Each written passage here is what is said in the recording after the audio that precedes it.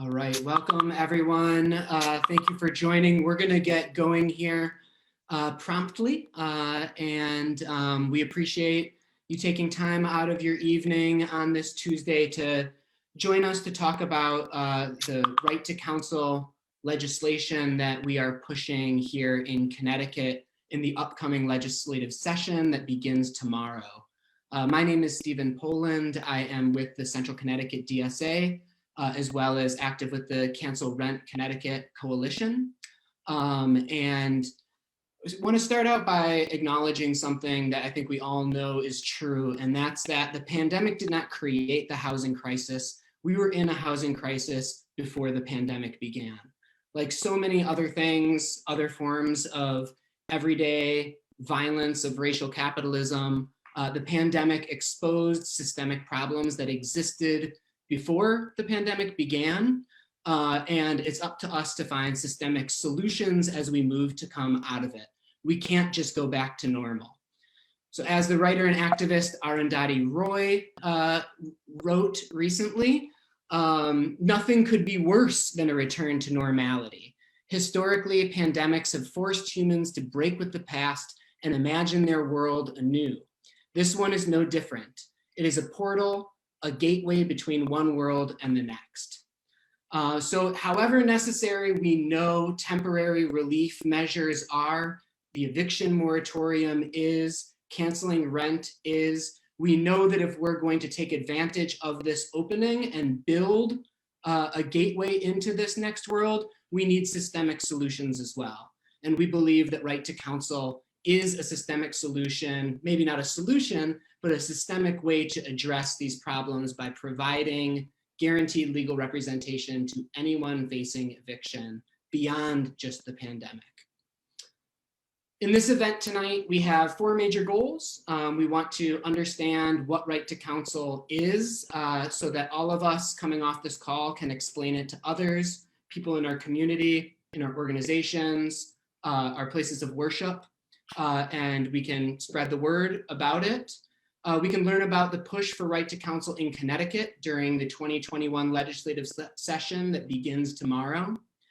We can get a sense of actually on the ground how evictions are impacting communities in Connecticut unevenly and how Right to Counsel would help address that problem. And finally, we want to commit to take action to get Right to Counsel passed in Connecticut this year in 2021. In terms of taking action, we'll repeat a number of these things that everyone can do beginning tonight and definitely starting tomorrow at the end of the event tonight. But I just want to lay them out at the beginning so everyone has these in mind while we're talking. First of all, sign and share the Connecticut Right to Counsel petition demanding all people facing eviction be guaranteed public legal representation. We have links to that petition in the chat, and we should have that up on Facebook Live as well. If you haven't yet signed on, please do. You can take a minute to do that now, and please share that in your social networks. We want people to call and email your state senator and state representative demanding that they back Right to Counsel. And we're asking you to mobilize your family, friends, and neighbors to join you. If you have a story of your own experience about how access to legal aid impacted your housing situation, we need to be sharing these stories with one another when we're comfortable doing so, with our legislators, so that people understand the real situations that people are facing, right? And that might be negative. It might be a situation where access to legal aid, you did not have it, right? And your situation would have been improved by having that access to legal aid, or it could be a positive story about how access to legal representation helped you in a housing situation. We'd love for people to have your organization endorse the Right to Counsel petition. We have, I think, 5 organizations that have signed on so far, and join us in a coalition of organizations organizing to pass Right to Counsel and to build tenant power in Connecticut. And finally, this isn't just about us on this call or any of our organizations. We're calling out for people to use this Right to Counsel push as an organizing opportunity for your community, your building to connect with other tenants, to build collective power through tenant associations and tenant unions. So that's a basic introduction. I'm going to pass it over to Alice, who's going to explain a little bit more about what Right to Counsel is. Hi, everyone. Next slide, please. So my name is Alice Prale, and I'm with Central Connecticut DSA. And I'm going to give a little background on what is Right to Counsel and how we got started doing this work. So first off, you may be thinking that we already have a right to legal representation in court. However, that only applies to criminal cases.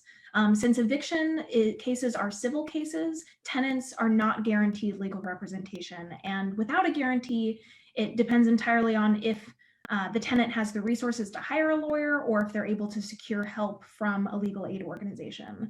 And it's led to a very imbalanced system. Right now, only 7% of all tenants facing evictions do so with a lawyer by their side. So that's what we're fighting for. All tenants should have the right to counsel when facing an eviction. No one should have to go through the stressful situation of being evicted and have to do so without legal help in the court. So for some context, back in May, Central Connecticut DSA, the Housing Justice Project, started meeting. And we began working with the Central Cancel Rent CT Coalition, discussing housing decommodification strategies and meeting with tenant unions to discuss, or tenants to discuss building tenant unions in Connecticut. Around the same time, National DSA formed a Housing Justice Commission. And we saw that some DSA chapters were focusing on right to counsel for evictions, and they were making progress. But our work on right to counsel really started in response to New York City published a toolkit, a right to counsel toolkit of the steps that they took to fight for right to counsel and then to implement and roll it out in New York City. So now I'm going to hand it over to Dahlia to talk a bit more about what right to counsel looks like in other cities and how they've fought for it. Dahlia? Thank you, Alice. Hi, I'm Dahlia Romanow. I'm also with the Central Connecticut DSA. Next slide, please. Okay, so I'm going to start by talking about right to counsel kind of in the national context. Right now, there are 7 cities that have passed right to counsel, which started in 2017 with New York City. Since then, San Francisco, Newark, Cleveland, Philadelphia, Boulder, and then most recently, Baltimore passed right to counsel just this past December. And I pulled a couple of stats here just to show the impact that right to counsel can have. A study in New York City showed that providing legal counsel to tenants is associated with a 77% decrease in the number of cases that resulted in a warrant for eviction. And a warrant for eviction is just sort of like the last stage in an eviction case where a tenant is actually like forced out of their house.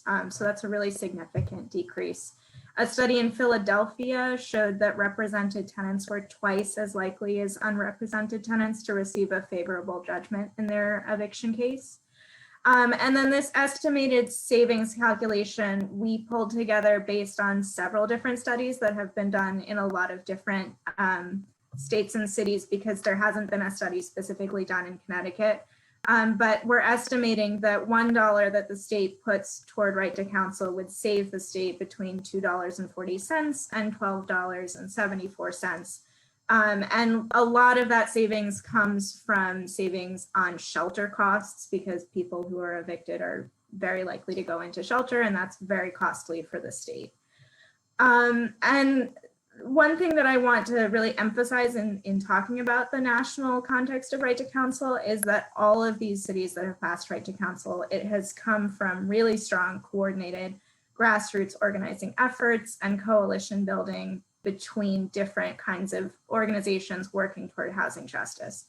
And so it's very possible, as you can see, it's happening since 2017, 7 places have passed it. But we really need to mobilize, and that's why we're here this evening. So next slide, please.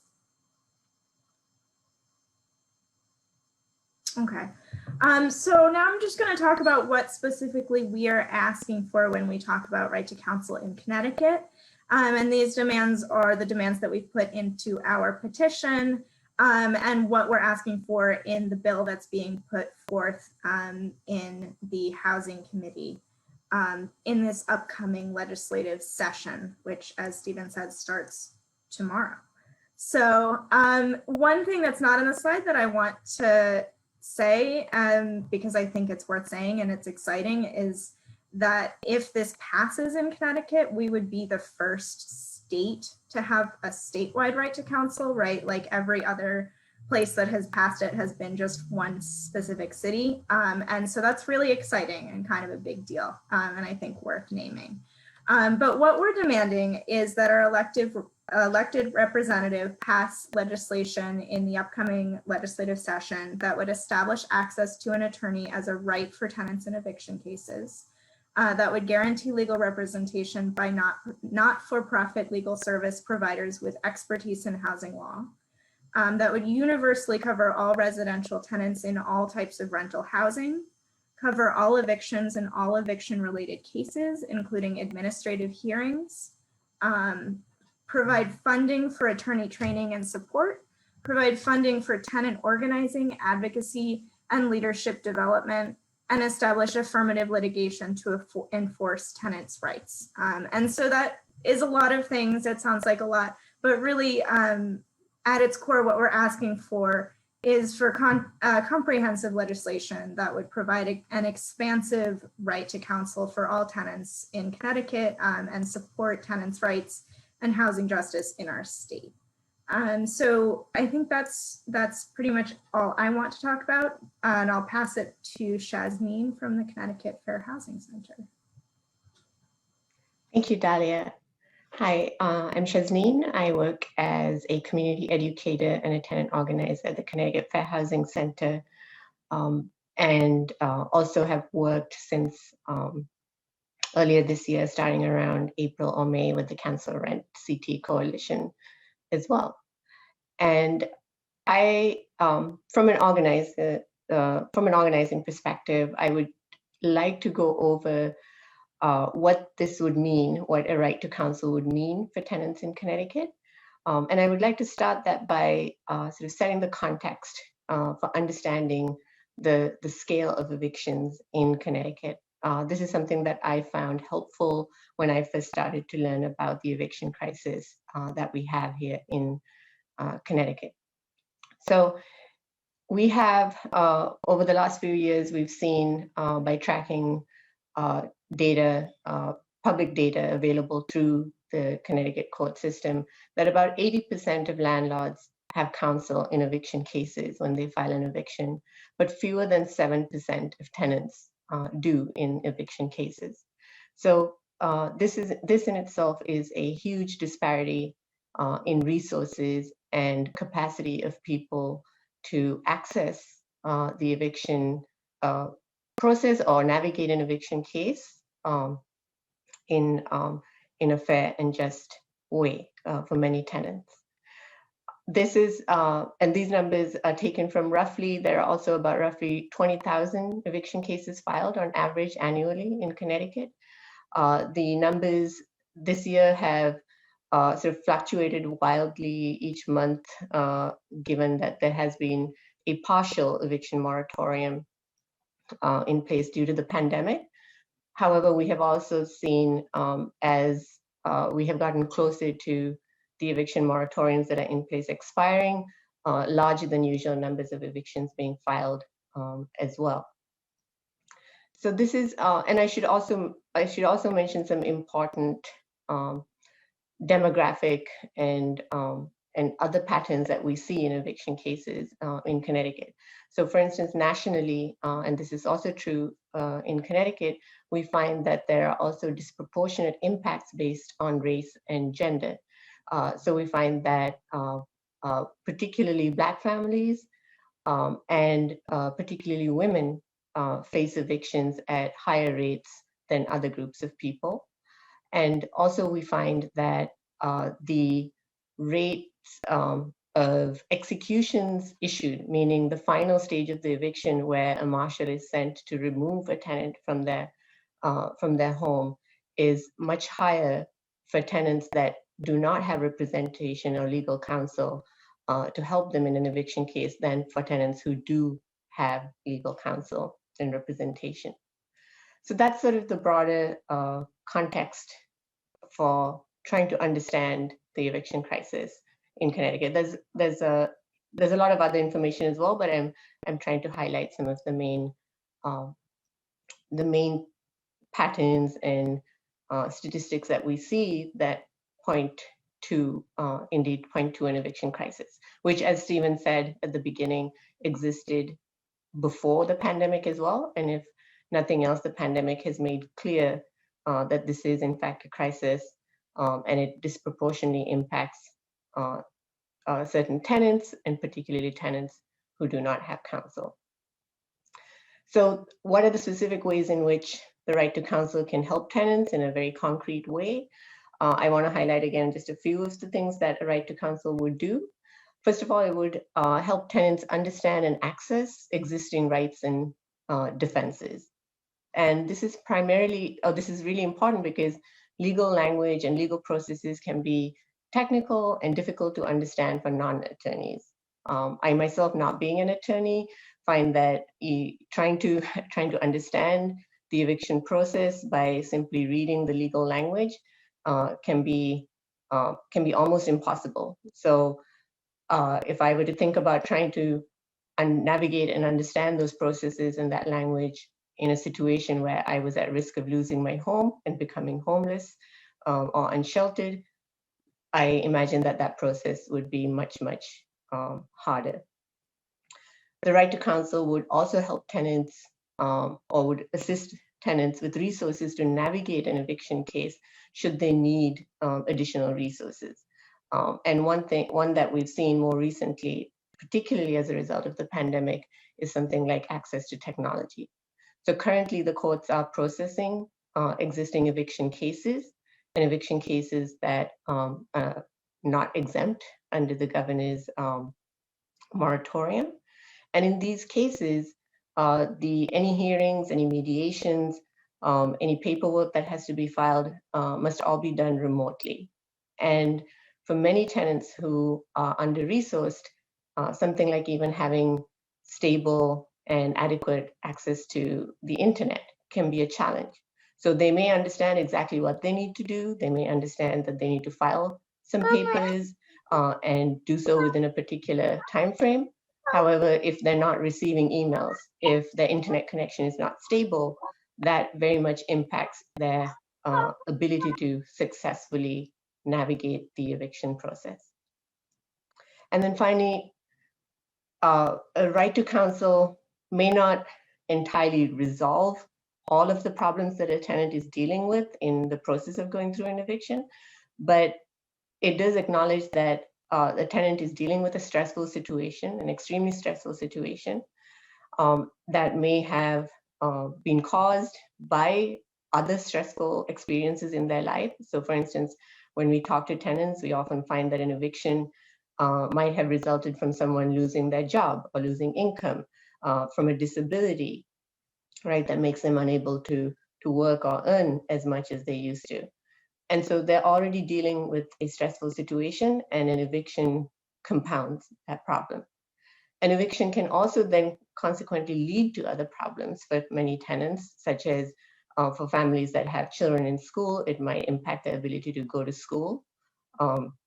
Regularly, it can impact mental and physical health, and potentially also make a lot of tenants who go through the eviction process at risk of homelessness or being unsheltered. So the eviction or the right to counsel in these cases can help tenants navigate the eviction process while they're navigating multiple stressful situations and experiences in their life, and help to increase housing stability in that process if possible. And that housing stability can include things like actually figuring out a way to come to some sort of an agreement with the landlord where the tenant can continue to stay in that housing. It could mean simply finding more time, giving more time for the tenant to find alternate housing. And in doing so, might help the tenant to navigate these other difficult experiences that they're facing as well. And then finally, I would like to sort of end this portion by saying that there are legal aid attorneys who help and represent some tenants throughout Connecticut. However, as we can see from the statistics, the current system and the capacity, right, of these attorneys who take on cases and really, do their best to represent these tenants, what we see is that that capacity is woefully inadequate and that it does not meet the tenant need that is out there. So when we say fewer than 7% of tenants have representation or legal counsel in eviction cases, this is not because tenants don't want legal counsel. When we speak to tenants every day, we see that they would very much like support and help navigating the eviction process. They would like representation. It is simply that it is not available to them. So with that, I'm going to pass this on to Justin, I believe next, who has for us the larger political context within which the right to counsel can be really helpful as well. Thank you, Shazid. And I think, for me as a local town official working on the city council in Hamden, my community borders New Haven, where 74% of the people are renters, are tenants. As a person who runs a rental property, someone asked a question in the chat about, what do we do about tenants that aren't, living up to their contract? The issues that I see are that the majority of people are trying their hardest to do what they can, and housing is the pinnacle and the cornerstone of how people can build and to move on. We have a housing crisis. We've had a housing crisis.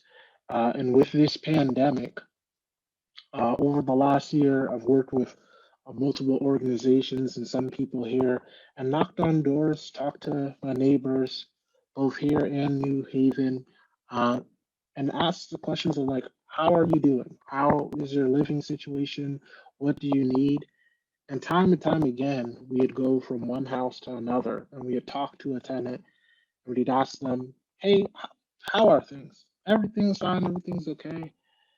And I remember this one gentleman who was Middle Eastern, and we talked to him it was me and Steven, and we were there for maybe 20 minutes.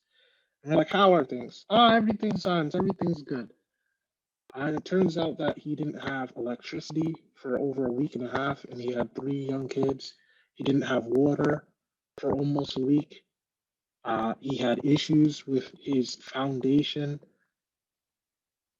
And yet he was scared to address his landlord, slum landlord, because he was scared of retaliation. As a person who is in our community, as we deal with the financial crisis, as people talk about the value of their property, we know we have issues when it comes to industrial slum landlords. We know we have issues when it comes to landlords that make it hard for tenants. And this is about equality. It's going to make it harder for some of us in some ways, but we shouldn't ever block people's rights because there might be hardships. We know that when we address these things, when we bring it to the legal battleground, that we work out stuff. And legislators like myself, if we're seeing that housing is an issue, this right to counsel goes hand in hand with forcing us to deal with the issues that are coming up. Things like tenants unions to make sure that landlords are being held accountable who aren't living up to their expectations. I'll end with this. About a year and a half ago, I was knocking on doors with a candidate, and we knocked on one woman's door, and she had a young kid, and she had called the health department. She had tried to get help, and she had a rat infestation. She did everything she could do to take care of her property. She did everything she could do to live up to her bargain. And again, this was a person who was scared to push it to the legal realm because she just didn't have the resources. It wasn't something in her wheelhouse to be able to do. And to make sure that her and families like hers would have the right to bring their case and say, this is unacceptable, and to really be heard and not dismissed, I think that is something that everyone in our state wants to see. So I'm happy to work with people. I'm happy that we're putting on this together. And the questions like Elizabeth raised, these are things that we're going to talk through and work through. But we have to make sure that everybody's being treated with dignity and respect, especially in this global pandemic. That if people are in stable housing, not only do they risk the chance of spreading this virus, but when people are backs are against the wall, that's when we get most desperate. And this time we really have to come together. So right to counsel is the way to go, and I'm looking forward for our state to be forward and really progressive thinking and making sure that everybody has the ability to be in safe, secure. And I believe it's Khadijah now. Yeah. Hey, everyone. Stephen, do you want to put the slides back up? Okay, great. Hey, I'm Khadijah. I'm with DSA's Housing Justice Group as well. Thank you for sticking with us. So, as has been highlighted, right to counsel is a basic necessity in this fight against the eviction crisis. And right now, we really need all hands on deck. The legislative session begins on Wednesday, which is tomorrow. And so I want to finish up with some concrete actions that everyone on this call can take in the next few days and weeks. And so first, if you haven't already, and I hope everyone on this call has, please sign and share the petition that we put out. This is a really simple step, but also a really great way to show legislators and other groups how many folks across Connecticut have a stake in this movement. There should be a link in the chat, and we can also put it in the Facebook event. And then second, and this is also really important, please call and email your legislators about right to counsel, in particular the Housing Committee co-chairs, Lopes and McGee, and the Speaker of the House, Matthew Ritter. And I have put their contacts here, but we can also send that out. We have put together some scripts that we can provide to everyone, which have some basic talking points. And we can also share those after this meeting. Yeah, and then if you are part of an organization or if you have contacts with any organizations in Connecticut that would be interested in signing on, please ask them to endorse the petition and to also mobilize their members to do some legislative outreach. And then finally, as Stephen had mentioned before, if you or anyone you know has experience with an eviction or in housing court, whether with or without representation that they want to share, please let us know. And I think there's also an option on the sign-in sheet, which was sent in the chat to indicate that. As we've heard on this call, the stakes are really high. 40,000 people in Connecticut could face eviction once the moratorium expires in the middle of a pandemic, and 500 evictions have already been filed in this past month alone. We need to win right to counsel, and we need your help doing so. And as Justin said, this would make Connecticut the first state to pass right to counsel, which is a really exciting prospect. If you have any questions, please put them in the chat. We're going to have some time now for Q&A. I know there are already some questions in the chat and on the Facebook. And if you have questions after the event or want to talk more, please reach out to DSA's Housing Justice email or to any one of us who is on this call. And we can also be in touch with the information that we mentioned here after this meeting. And we'll also put all those links in the Facebook event. And yeah, thank you so much for coming. Please drop any questions that you have. If anyone has any questions they want to ask off mute, feel free to do that as well. We have a few minutes here. It's 7 o'clock. Okay, well, if not, we appreciate everyone taking the time to join us. Again, click on the link in the chat to get access to the petition, scripts to call legislators, and you can always email us at Central Connecticut DSA Housing Justice Project. Sorry, Stephen, I think June had just raised their hand. Yeah, sorry, I can't see With a that. question. Yeah, June, I just wanted to clarify, this bill is strictly for residential housing, residential units, is that correct? It's not for commercial units. Yes, June, that's correct. It's just Okay. for residential tenants. Thank you so much. Holly had a question. Hi, can you hear me? Yes. Okay, so I was just curious, you guys kind of went over, you overlooked decommodified housing so quickly. So I obviously am a huge supporter of everyone having the human right of safe, affordable housing, but honestly, is this another thing where we are just settling for one thing because our elected officials refuse to pass what will represent true equality for everyone?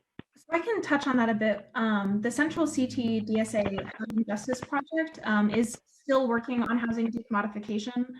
So we have a couple different groups that are still working at the same time that we're doing this for Right to Counsel. But because of the timing with the special or with the legislative session, right now we focused on Right to Counsel with a big push in this month and last month. But there's still a housing decommodification subgroup, and they're still pushing forward, doing research on community land trusts and other approaches to making housing more available for everyone.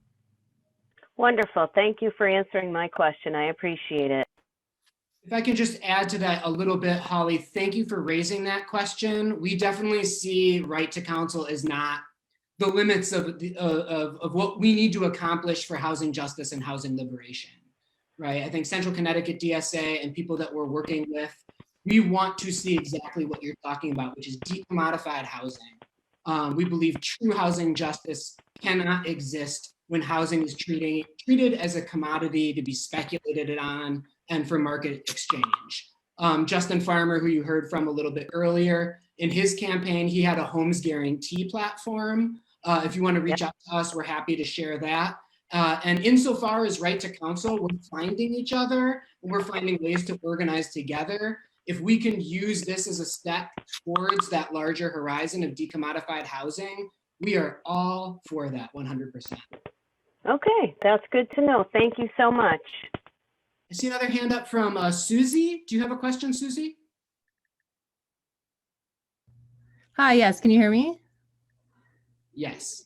I was just wondering if you've aligned at all with the domestic violence advocacy community, just because it seems like since they are also dealing with the housing crisis quite a bit, I'm just wondering if that is a group that you have reached out to or if they're aligned at all with what you're doing. Some organizations, like I've had a conversation with Swan, but the more the merrier. I think should be everyone's issue.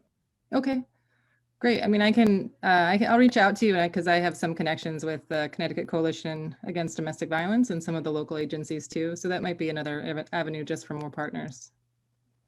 Yes, I think we would definitely welcome others who see the need for this and would like to join us. So if you have those connections or if you have these suggestions, we'll definitely follow up. Okay, great. May I ask another question? There's a question in the Q&A from my MOFJ member. He would like to know what will the criteria be for tenants to have a tenant council. So if someone would be able to answer that also, that would be wonderful. Melissa, do you think you could answer that? Sure, yeah. So I think that the petition demand is for all residential tenants to have the right to counsel. So and that would be anyone who from the very beginning of the eviction process. So from the beginning of that, when they're first notified of their landlord's intent to evict them, that any residential tenant in that situation would have the right to full legal representation. There's a related question on Facebook Live, Melissa. How would people go about getting counsel? Yeah, that's actually a really great question. And one thing that we've been talking about is making sure that the legislation have notice requirements that inform tenants multiple times about this right. And so that would include from the signing of a lease, at the moment that you sign a lease with a landlord, that you would receive information about your right to counsel. In an eviction, if that were to happen, you'd also get notification at the first pre-termination notice, again, with all of the future notices and court papers regarding the eviction. So those would be ways in which they would be informed of the right, and we would also seek to have an affirmative opt-out so that we make sure we're not missing people just because they're not informed of their right to counsel. Thank you, Melissa. And there is an addition on the Facebook Live. Thank you for the info. What about not just if the bill is passed, but also right now? Meaning, how do people go about getting counsel right now without right to counsel? Yeah, so I think Shazneen kind of touched on this a little bit, that right now there is free legal assistance available, but it's very limited, and it's generally application based. So there's an organization called Statewide Legal Services that runs a statewide legal hotline, and if you can call that hotline and apply for legal assistance for all sorts of civil types of cases, including eviction. And unfortunately, their criteria of eligibility are very strict because of the limited resources. So the resources are only available for generally tenants with 125% or less under the federal poverty line. And there's a few additional resources for some areas, but I'll share their number in the chat. So if you if anyone is currently at risk of eviction, totally worth reaching out to Statewide Legal Services and applying. But generally, it's still 7% in an average year of tenants are able to get that full legal representation in an eviction case. And we're expecting that this year, unfortunately, when the moratoriums are fully lifted, that the numbers of eviction filings are going to be so much higher that that percentage of tenants that are able to access attorneys is going to be a lot lower too. I could add briefly, and Shaz, feel free to chime in as well. Just want to lift up the work that Cancel Rent Connecticut has been doing as well. Cancel Rent Connecticut has been doing a lot of direct outreach to folks who have eviction cases in process, trying to connect people up to legal aid and legal resources. People who are interested in volunteering and getting involved in that work, please do reach out to Cancel Rent Connecticut. Social media is a great way to connect up. We can put the email in the chat as well. I think it also speaks to the need for right to counsel legislation, right? Because it shouldn't just rely on the oftentimes unpaid labor, right, of organizers going out and trying to connect people up to legal aid, and they may or may not be eligible for the legal aid that they would get in their cases, right?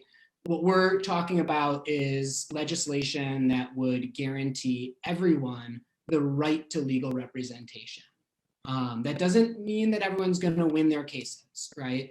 But we understand that the tenant-landlord relationship is a power relation.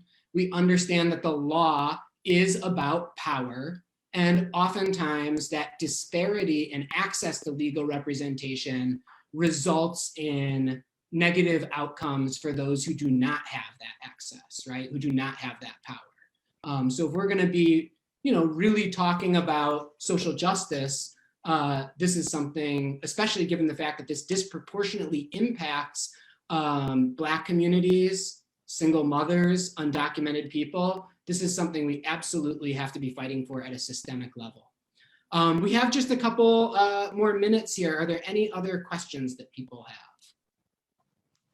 Stephen, I would just add, definitely yes, in addition to all the important ways that people can join this effort that Khadija mentioned, I think if anybody would like to help with outreach to people facing eviction or at risk of eviction, certainly contacting us at Cancel Rent CT is encouraged. And certainly also we have been reaching out to people with current eviction cases currently in court to see if they first of all know that there is an eviction case against them, to ensure that they understand that they should respond to court papers and deadlines, as well as providing any information that there is currently on eviction bans, temporary eviction bans, and rental assistance. So this is the work through which I have really come to see the need for the right to counsel here in Connecticut, and there are lots of ways that you can join us and plug in and help with this effort. So yes, for sure, reach out to us, please. I just also wanted to add that we're very thankful for our legislative champions, David and Michelle, and my state rep, Robin Porter, for sponsoring this bill. So thank y'all, and hopefully all together we can get this for Connecticut. All right, if there aren't any other questions, I just want to make sure we put back up the action that people can take. Please start doing this. We posted the link a couple times in the chat. There it is again. Click on that link. Click on the petition. The petition gives a lot of these statistics, lists our demands, gives a place for you to sign. Please share that with your networks. And beginning tonight and tomorrow, we really need to be calling our state reps, our state senators, and demanding that they act to introduce this legislation, right? So if we can win on the petition and on these demands, we're gonna get through Representative Michelle. Thank you for joining us tonight. We're gonna get this on the legislative agenda. And once we get it on the legislative agenda, we're gonna have a whole nother push to do together collectively. So thank you all for joining us tonight, and Godspeed.